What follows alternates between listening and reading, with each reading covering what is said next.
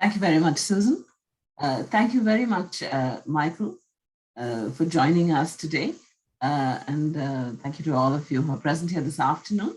I'm very happy to introduce to you Dr. Michael Donohue from the University of Southern California in San Diego. Michael very kindly agreed to step in today when his student Samuel was unable to present in the last moment because of some time issues. The reason I'd invited Michael and later Samuel to make this presentation is because they've been working on a topic that is, I think, of interest to a lot of people at CORE, namely the planning of a longitudinal study. I think many of us are involved in designing such studies, and at grant application time, we're asked to produce the methods necessary to calculate the sample size for such a study. And it so happens that Michael has been working on a Shiny app to facilitate the use of this type of methods. Michael's research is in the area of Alzheimer's disease. He has been a part of designing clinical trials as well as observational studies that involve longitudinal data, and including multivariate data. So without further ado, I'm going to hand it over to Michael to tell us about these methods. Thank you. Thank you, Nandini. Yeah, I'm very much a user of these methods more than a developer of these methods. And just out of the work that I do designing Alzheimer's trials, I started digging into the existing literature and just trying to program the formulas that were there, and just started sharing that as an R package. So that was kind of how this all started. And I was Samuel Edie was supposed to present. He did a postdoc with me a couple of years ago, and he worked on an R Shiny app that was a front end to that R package, but also pulled in a public Alzheimer's disease data package so that you could actually derive pilot estimates as well as do sample size and power calculations. So we're going to start off just kind of reviewing the parameters for standard single time point power calculation, sample size estimation, and then we'll move into longitudinal designs, talk a little bit about the software options out there, about our R package, the long power R package, and the Shiny app that Samuel built, and then we'll go through some examples and demos. I'm sure this audience is well aware that longitudinal designs are very common in medical and clinical research. Of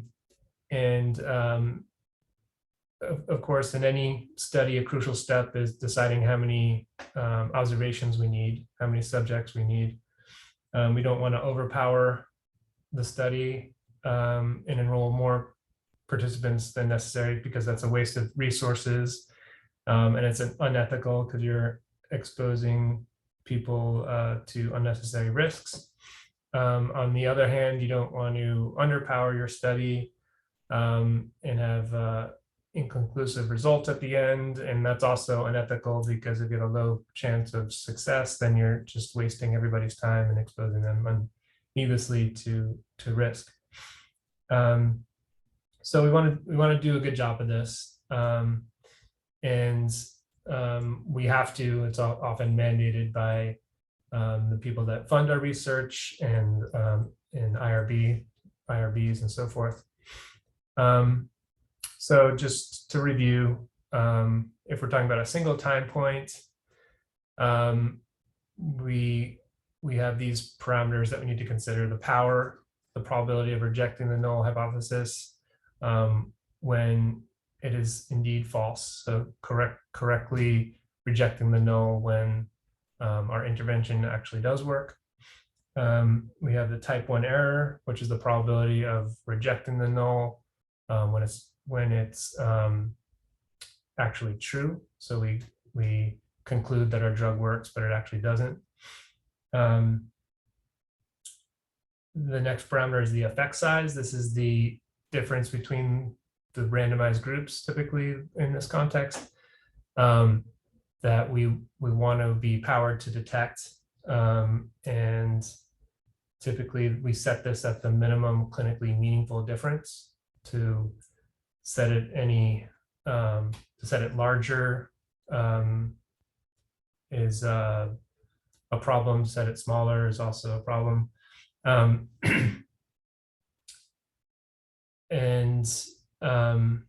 we have the variance of the outcome. That's the subject-to-subject variability of the outcome.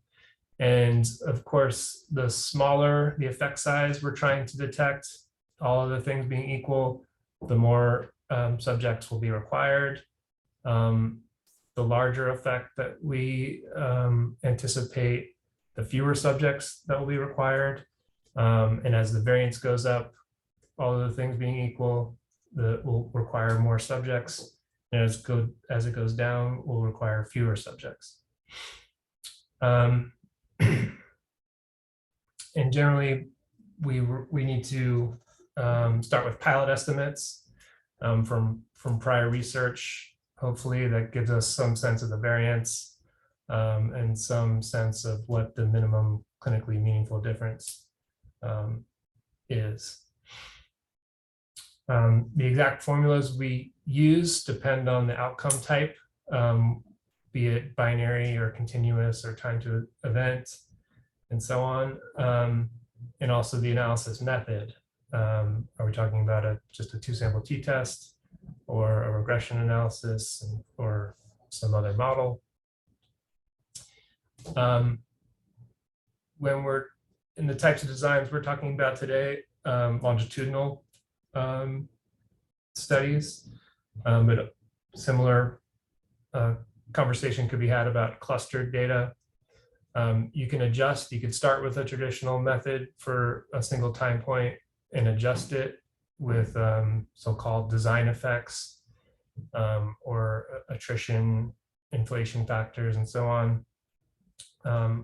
These sorts of adjustments can be suboptimal, although in the example I'll show you, they can also be useful. And alternatively, there's more direct methods that take into account the exact analysis approach we want to use in the trial. The downside here is that they require additional parameters. So we need better pilot data to really inform these. Here's an example of some of these more direct advanced methods in the literature for adjusting for attrition, for correlation, or mediation effects in repeated measures designs.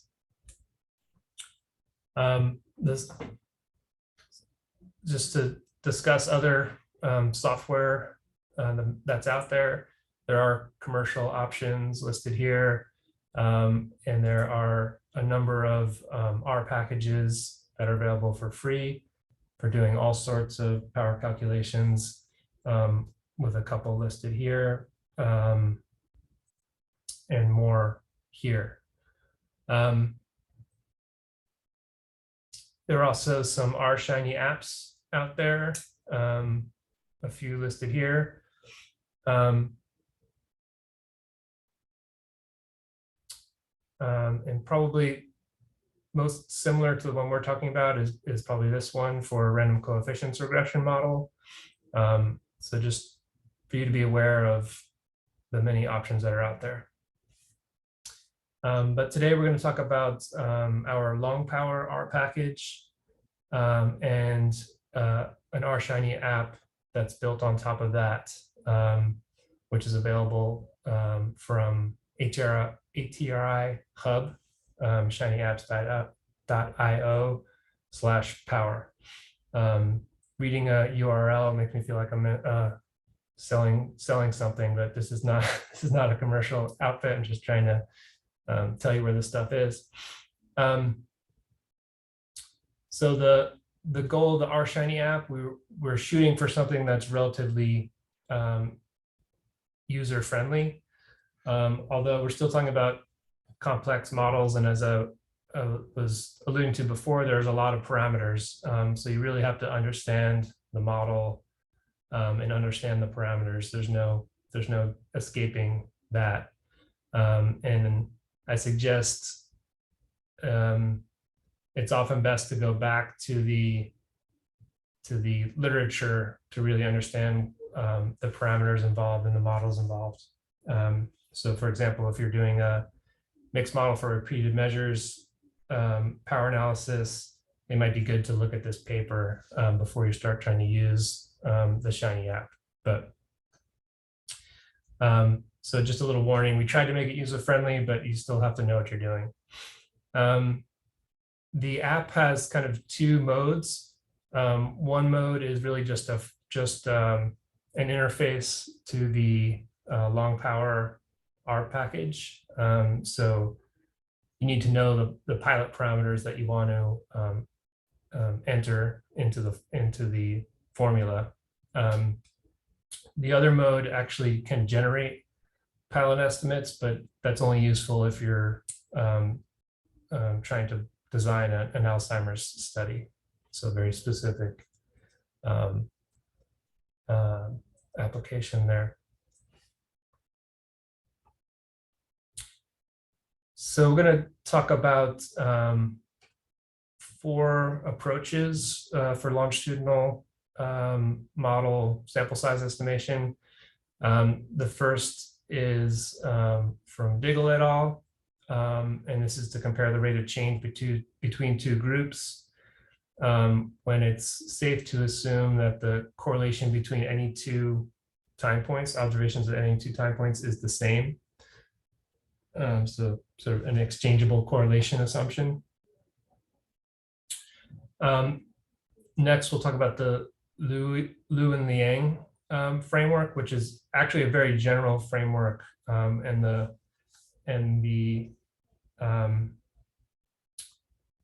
formula that we coded into the R package from that paper can be used to test general linear hypotheses. But we'll talk about a simple case where we're just comparing the level between 2 groups. So not a slope between 2 groups, just the level between 2 groups.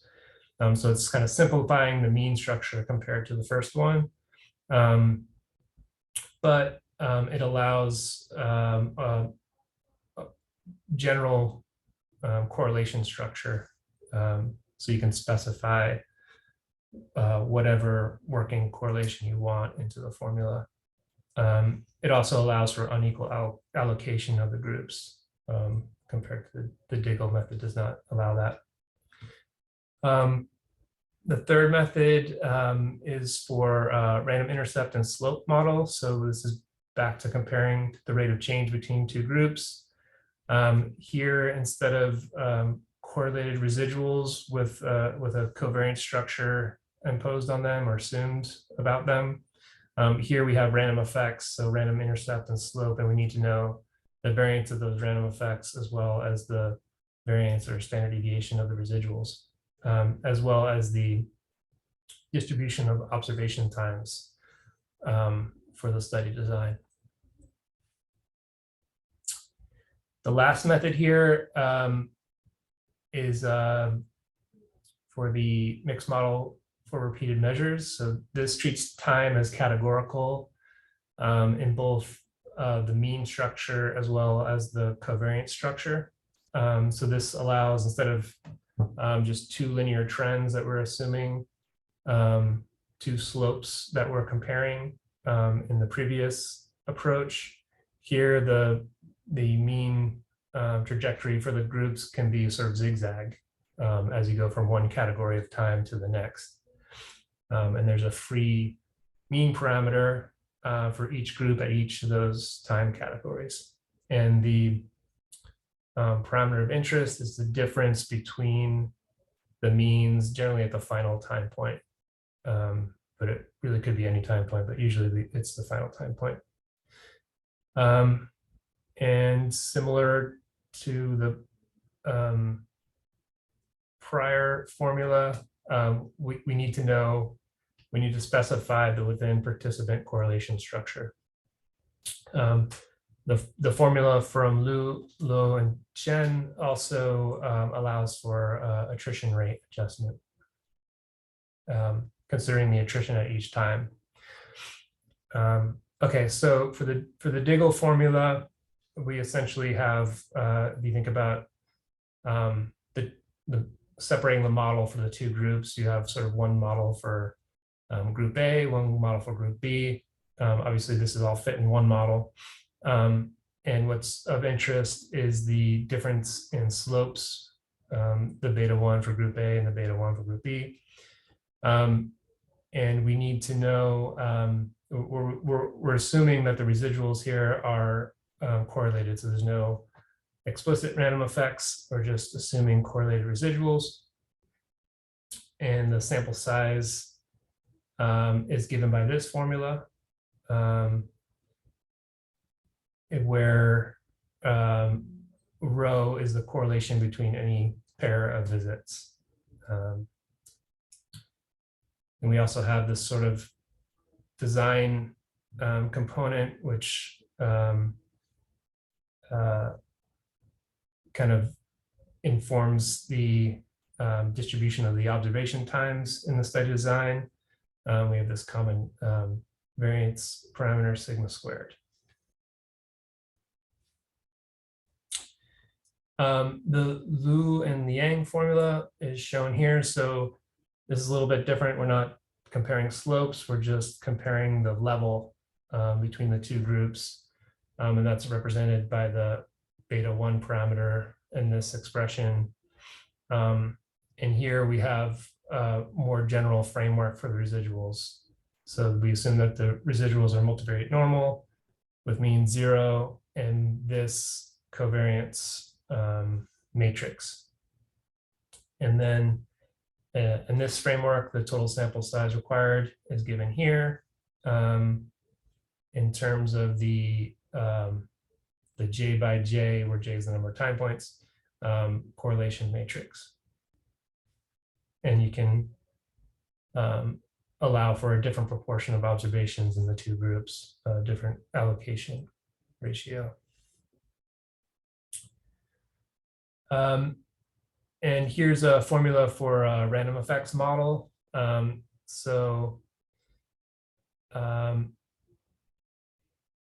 here, the key parameter is beta 2, which would be the difference in slopes between active and placebo, where T is a group assignment indicator.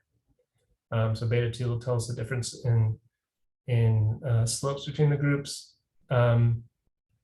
Here, the epsilons are IID residuals, and the covariance is accounted for with random effects. We assume that these are distributed as bivariate normal, as shown here.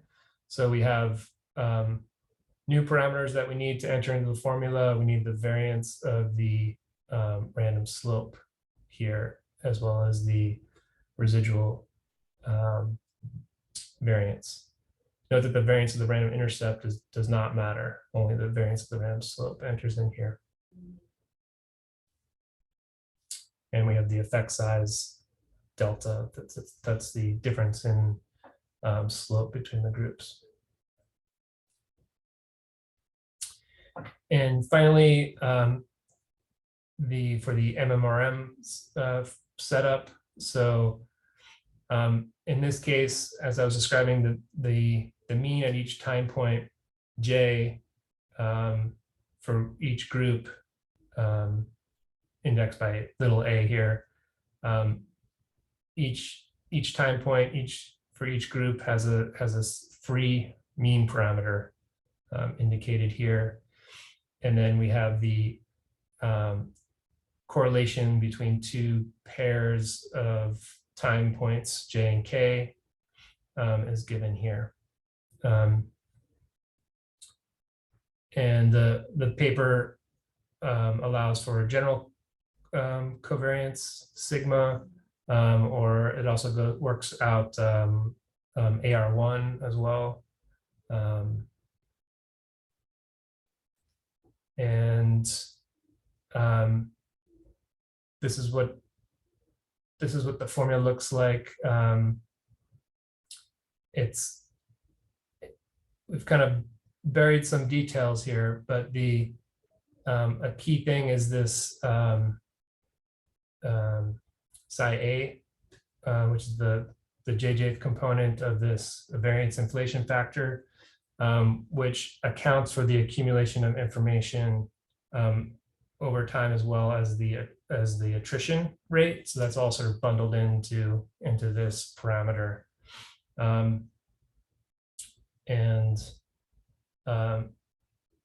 It also allows for an unequal allocation to the groups as well. And this delta J is our difference between the groups at the last time point J, and the sigma squared J is the variance at that time point.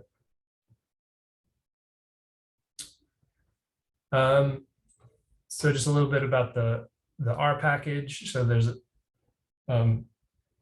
several functions that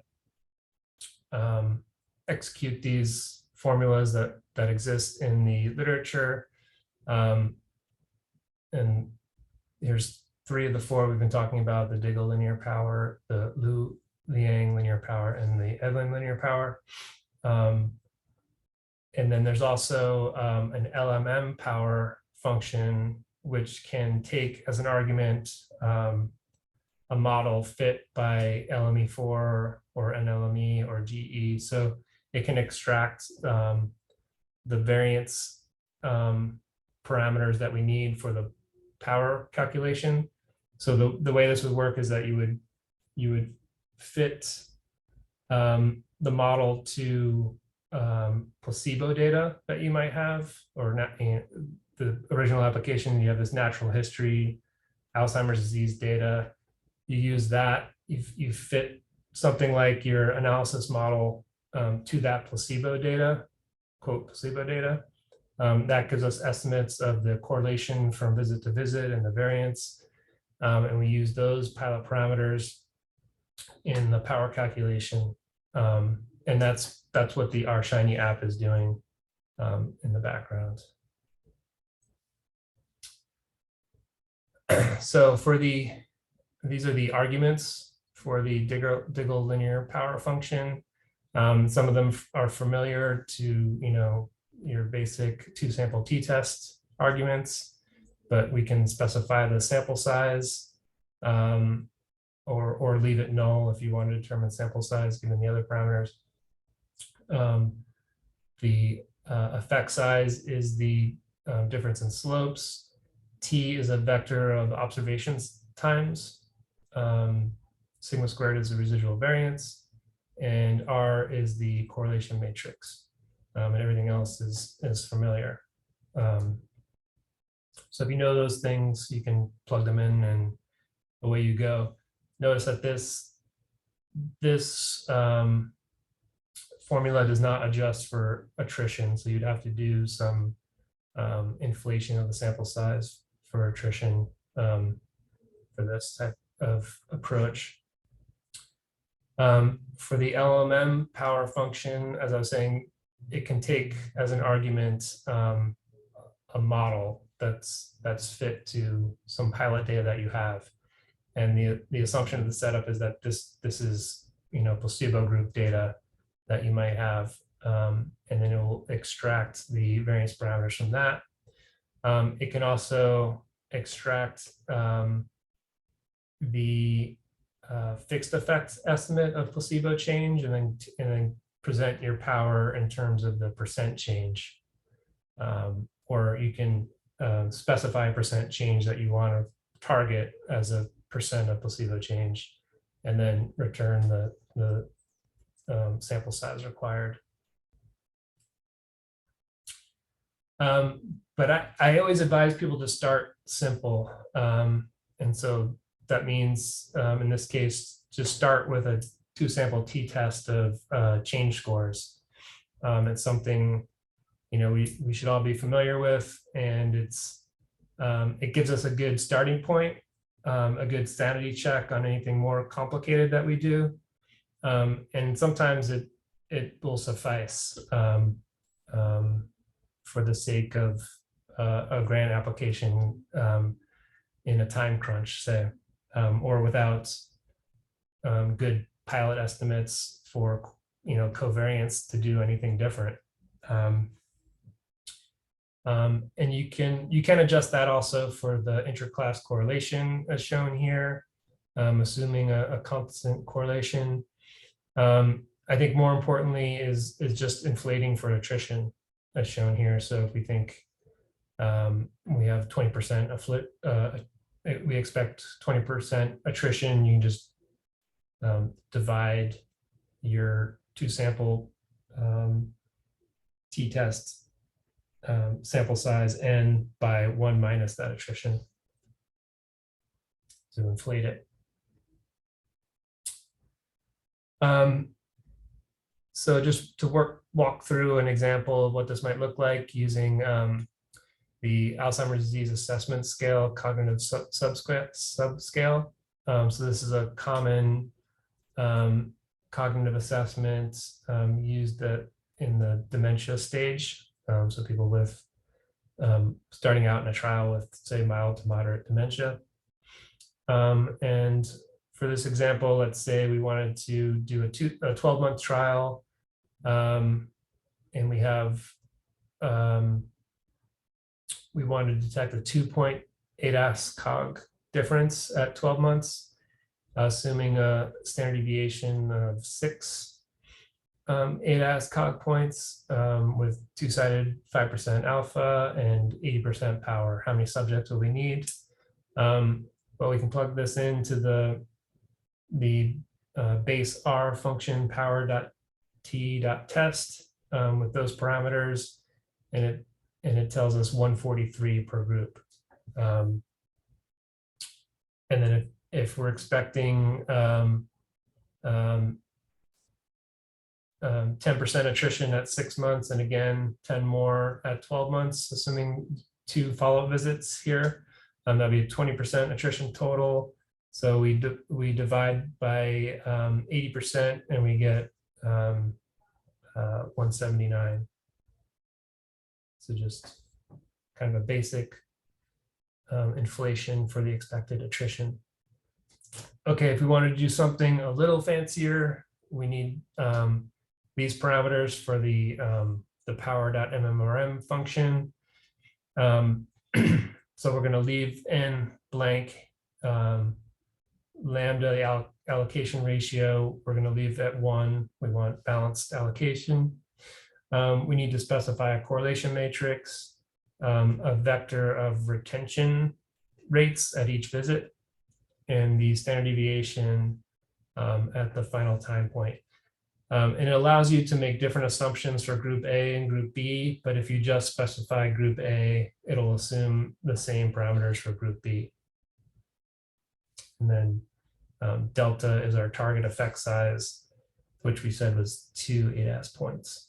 So this is how you might set up those parameters in R. So this is just creating a matrix that's 0.75, assuming a correlation between each visit of 0.75. That puts 0.75 everywhere in a 2x2 matrix, but we want 1 on the diagonal. So this puts the diagonal to 1. This says that we expect 10% attrition at the first follow-up visit at 6 months, and then another 10%, so 80% total at the second follow-up visit. This specifies a standard deviation of 6, and we can plug that in to the power.mmrm function, and we get 165, 166 per group. So not too far off from the simple inflation. And this is just a plot showing the sample size required for different correlation values, just to see how correlation affects the sample size required. And the blue line is the design we were just considering with 2 time points. So with a correlation of 75, this is where we are with our two follow-up time point design for 80% power to detect a 2-point difference. The bottom dashed line is the sample size required if you just did the t-test. So you can see that's anti-conservative. It would give us too small of a trial. And then if we did the inflation on that, we get up near 180. And then the MORM formula brings us back down a little bit to this sweet spot. And then you might ask, what's the effect of adding more visits? And it does bring the required sample size down. And I guess by a larger degree for stronger correlations on the right-hand side, right? These are kind of more close together on the scale of subjects. And this is assuming the attrition rate is constant. So this is, doing 5 visits instead of 2, but still a total attrition of 80%. So I'm sort of fixing everything else constant and just changing the number of visits, just so you can see the interplay of number of observations and the sample size required. Some of this might not be true in reality. For example, if you have more visits, maybe you might induce more attrition because the study becomes more burdensome and people leave the trial. So these are some factors you have to weigh when deciding whether to add more visits or not. I think sometimes in AD research, we've seen the opposite, where if you have an intervention with more interaction, it actually keeps the participants more engaged in the study and doesn't lead to more attrition, and maybe the opposite. It also could affect, if you're talking about cognitive testing, if you're doing it every day, it might affect the nature of the mean trend over time because the test becomes more familiar. So we generally test at 6-month intervals. It's also, this type of analysis is useful in trying to understand the impact of interim visits. So one discussion we often have is whether to do a time point in the middle or just do first and last. And if that interim time point gets you more information on people that would otherwise have been lost to attrition, you have no information on them, then this type of analysis could tell you that, right? If you just had 2 time points with 80% attrition versus 3 time points and some intermediate level of attrition at that interim visit, you can see how much more power you get out of that.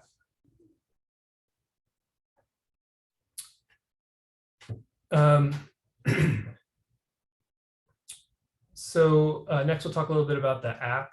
So as I said before, it has sort of 2 modes. One mode assumes the pilot parameters that you want to enter, and it just provides interface text boxes for you to enter those values, and feeds them into the sample size formulas. And the other mode lets you select a subpopulation of the ATRI study. This is the Alzheimer's Disease Neuroimaging Initiative. And the data for that is publicly available. anyone can apply for access and get the data set. So that in that mode, you just have to sort of specify your target population, and the pilot estimates will be provided. There's 3 main menus on the sidebar. The first menu gives you this user specified pilot parameter mode. The second menu gives you the ADNI generated pilot estimate mode.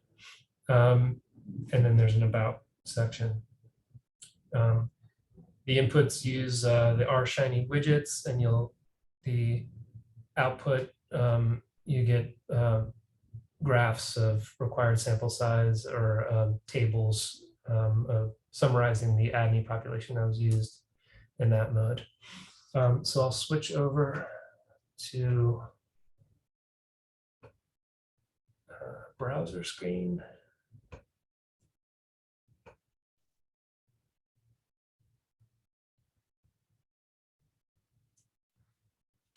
Okay, so I've pre-populated a couple scenarios here that I can walk you through. So this is starting in the ADNI mode. And this first section allows you to select variables that you want to use for your inclusion-exclusion criteria applied to the ADNI cohort, the ADNI data set, but eventually the trial that you want to do. So I've left this alone, but I've deselected to sort of kind of get back to the example we were just talking about with the ADAS-Cog in a 12-month trial. I've deselected, these are diagnostic categories: cognitively normal, subjective memory concerns, early mild cognitive impairment, late mild cognitive impairment, and AD here represents AD dementia. So I've unchecked all of them except AD dementia because I want to do a trial in that population. And I said I want the trial to be a year long. Everything else I left open. So this is essentially the range of ADNI ages, and these are other AD biomarkers and cognitive test scores. I just left that open, but I've selected just the dementia subjects. The next tab will give you a summary of the selected ADNI population. So there's 343 subjects that are left after this deselection up here, and you can see their age distribution. You could also switch to see the breakdown by education level and ethnicity and race.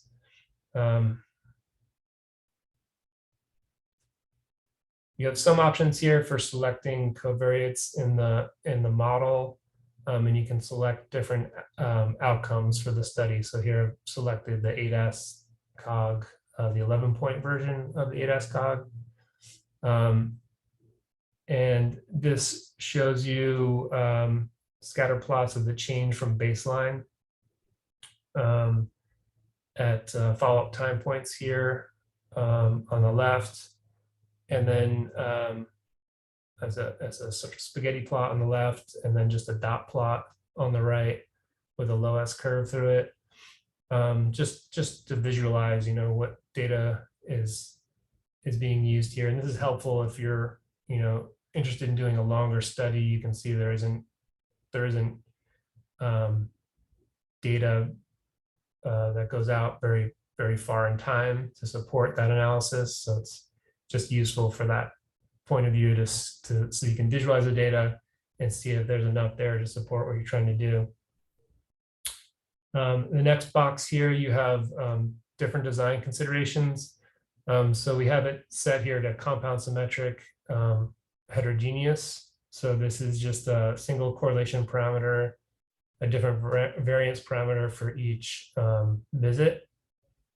Other options are unstructured. So that'd be different correlation parameters for each pair of visits, or an AR1 autoregressive order 1 correlation structure. we want a two-sided test. We want to see sample sizes for 50 to 95% power. Type 1 error is set at 5%. Here we've set the effect size as a percent of estimated placebo change at 96%. An even allocation ratio, and the retention in both groups is set at 80% like we had before. And then you can hover on this plot at around 80% power, and you see the 356 per group is pretty similar to what we were figuring before. And you get this summary here on the right side. We're talking about a compound symmetric heterogeneous model, two-sided test, 5% error. That residual standard deviation of about 6 at the last visit. This tells us the pilot estimate of placebo change is 2. So this effect size is probably too large, as we're also seeing by this, that the 96% effect is probably not feasible. And then you get a readout of the pilot model that was fit to the ADNI data here in the bottom. So this was fit by the GLS function in the NLME-R package. So that's sort of walking through one mode there. Here we're in, we're not in the ADNI mode anymore. We're just in the general framework, but sort of walking through the same design. So we have, and this is still using the Liu, Low, and Chen formula for MMRM. But you can specify different retention rates for each time point in these boxes, and different, we've set the correlation structure to exchangeable, so you just have one parameter to enter there for the correlation, and that gets populated here, set to the same value for A and B. We've set it to 2 time points, and we can go back to 80% power and see we're in this 331 range, same range. You can, if you specify, say, 4 time points, and you need to update this, and you have more parameters to fill in for retention and so on. If you go to a general correlation structure, then you have more values to enter down here. If you go to an AR1, then you have just the one correlation parameter to fix here. And then lastly, this is for random effects model using the Edlin formula. And here you have to specify the variance of the random intercept, variance of the random slope, the covariance of the intercept and slope, and so on. And I'll stop there with the sort of demo and then hop back. I think that's all we have. Just to sum up here, back to the slides. Okay, so we've talked about the long power package and a Shiny app. We talked about a couple different sample size formula. And we walked through the Shiny app a bit. The app has this feature where you can generate pilot estimates from ADNI data. Limitation is it only handles continuous or pseudo-continuous outcomes. That's true both the package and the app. All sort of linear outcome Gaussian residual models.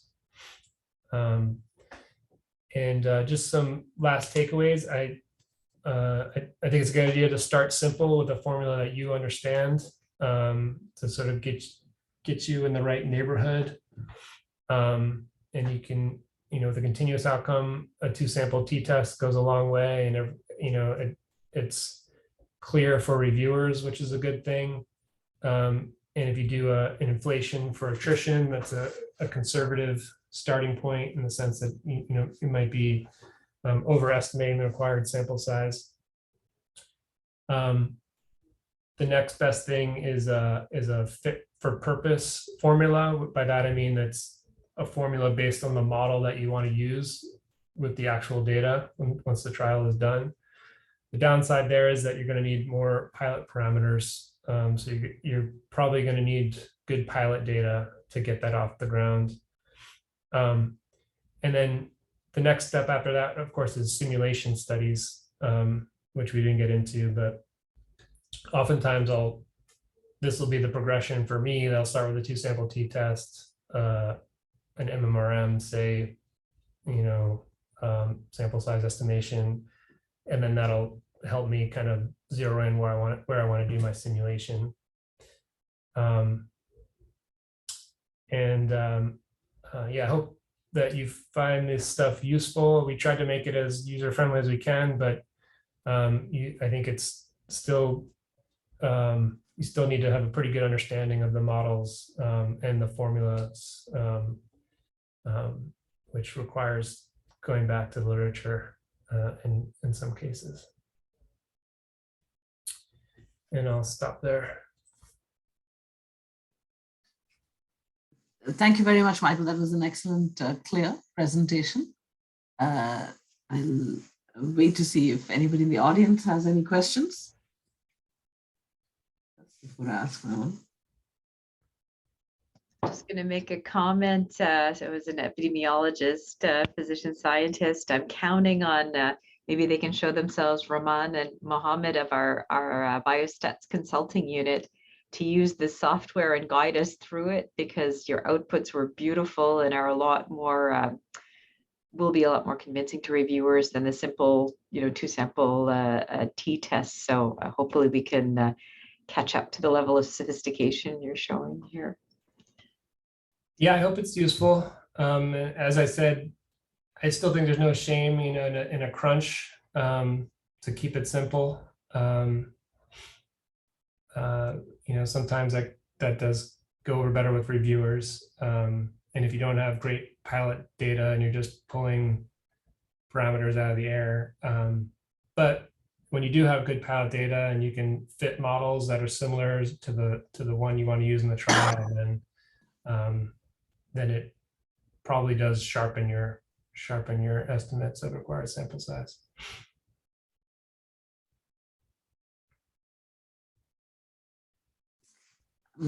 I was wondering, thank you, Michael. I was wondering about the interface, which is, like Kabir said, very nice. Is it, well, first of all, I have a just a shiny app question, which is, you seem to have used something beyond the sort of vanilla shiny app package. Yeah, that's really to Samuel's credit, but there's let's see, there's an add-on package for dashboards Okay. that might be what you're reacting to. I see. I see. Okay. Okay, it is very nice. And thank you. I was just wondering, you show how your package is, the Shiny app in particular will read in the pilot data you have or the publicly available data from Alzheimer's studies. And does that mean that the app is only limited to analyzing that type of data? I noticed that you were, able to check off various subgroups of types of subjects and so on. What if I want to use this app for something completely different? Has nothing to do with Alzheimer's disease, but is also a longitudinal study. Will I face any constraints? Yeah, well, the app as it is now has no way of accepting other data sets, so that would have to be kind of custom built around that data set. But I can check that. So the code for the Shiny app is on GitHub. I can check that it might be public, and if it's not, it probably should be. And I could share that link with you. And if it's helpful, you could build even a local instance of the app that's built for your use case. I see. Okay, so in theory, you're saying we could start off with your code and modify it so that the databases that are read in are relevant to the whatever studies we are intending. That's right. Yeah. All right. And but our package behind this Shiny app is general and not specific to the Alzheimer's. That's right. Yeah. Yeah, and that'd probably be, rather than having to build an app, you could start with your pilot data, fit the model to the data that you have, and then there's that LMM power function in the long power package can extract the variance parameters from sort of standard linear mixed effects models. So that's another route to go. You could, yeah, go that path. Thank you. I see a question here from Guang Shang. Do you want to speak up, Guang, or I can read your question? Oh, crossover of trial. So I'll just read out the question. Thank you for a great presentation. Just wonder which function or method in the long power package would be better for estimating sample size for a crossover trial? Yeah. Trying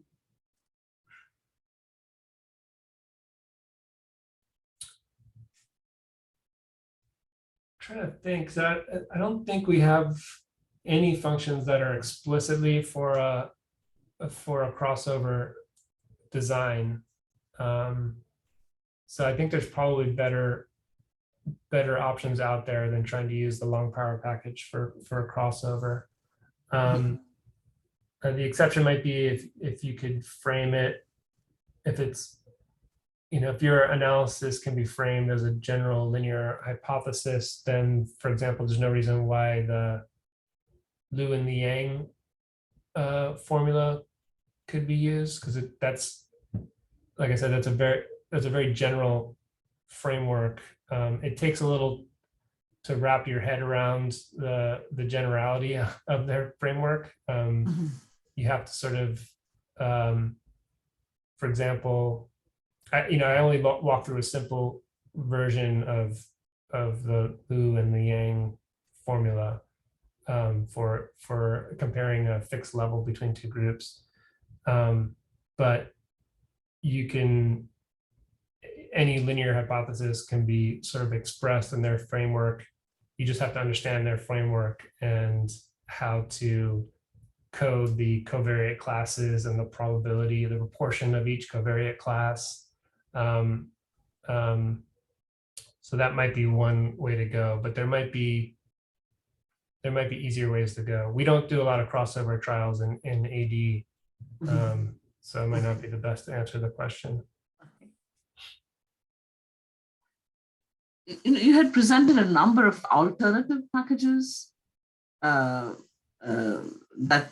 you were aware of at the time you started developing this. And can you explain, why you chose to develop this despite the existence of those other packages? I actually think so. A lot of those packages listed were kind of prompted by reviewers. So we have a paper recently accepted in the R journal, and I think some of the reviewers were aware of other packages and asked us to cite them in the paper. I don't remember them being available at the time that I started putting the package together, which could be 10 years ago or something like that. So they could have arrived after we started.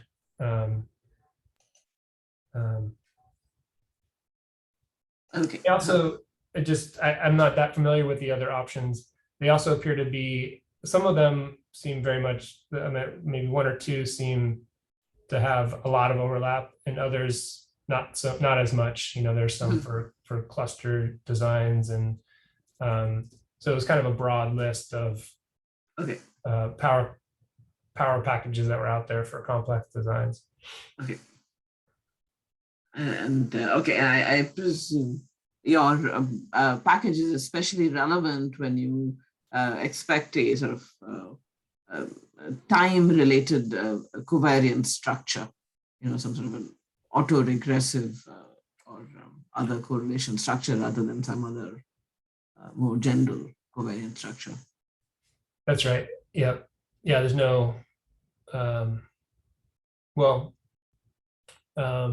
Liu, Low, and Chen, the MMRM framework, categorical time with a general covariance could really represent anything.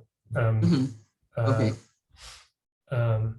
But yeah, in my specific area, it's temporal. Yeah. Okay. All right. So you do have a generic function as well, which one could apply to non-longitudinal, but more like cluster or other studies, other mixed small studies. Okay. Right. Any other questions from the audience? Okay. I don't see any questions immediately.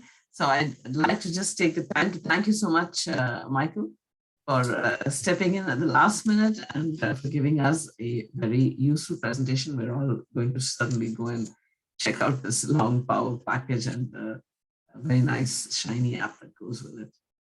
Great. Thank you for the invitation. Yeah, sorry for the mix up with the times and everything, but happy to do it. All right.